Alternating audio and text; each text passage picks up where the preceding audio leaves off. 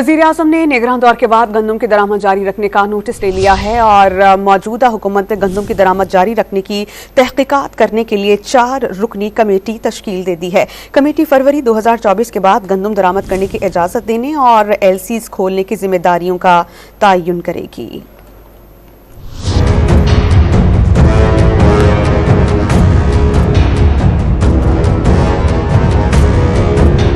निगरान हुकूमत के बाद मुंतखब हुकूमत में भी गंदम की दरामद क्यों जारी रखी गई? वज़ीर आज़म ने मौजूदा हुकूमत में गंदम दरामद की तहकीकात के लिए 4 रुकनी कमेटी तश्कील दे दी।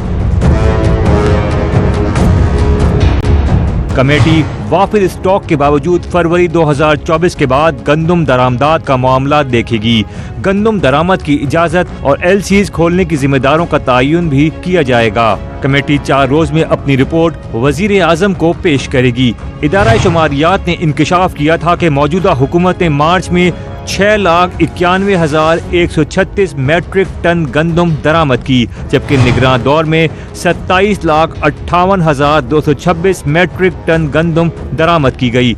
गुज़श्ता रोज भी वज़ीर आज़म ने निगरान दौर में ज़ायद गंदम की दरामद की तहकीकात के लिए सेक्रेटरी काबीना डिवीजन की सरबराही में इंक्वायरी कमेटी तश्कील दी थी। गंदम सूरत हाल पर आला सतह जायजा इजलास के दौरान वज़ीर आज़म ने 2 टोक हिदायत की कि किसानों से गंदम की खरीदारी में किसी किस्म की ताख़ीर न हो, उनकी मेहनत का मुआवजा जल्द पहुँचाया जाए। गंदम दरामद के मामले पर मुबैना गफलत पर वज़ीर आज़म ने secretary national food security and research Mohammad Asif का तबादला करके मोहम्मद फ़ख्र आलम को नया सेक्रेटरी तैनात कर दिया था।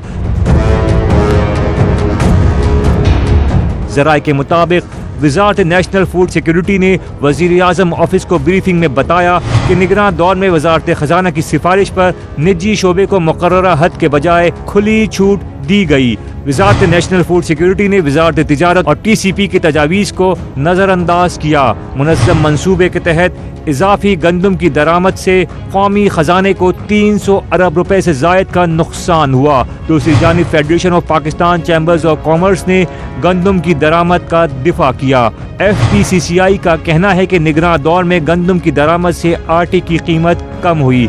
100 रुपए के बजाय आटा 65 रुपए फी किलो बेचा गया। FPCCI ने निजी शोबे को हिरासा करना नामुनासिब करार दिया।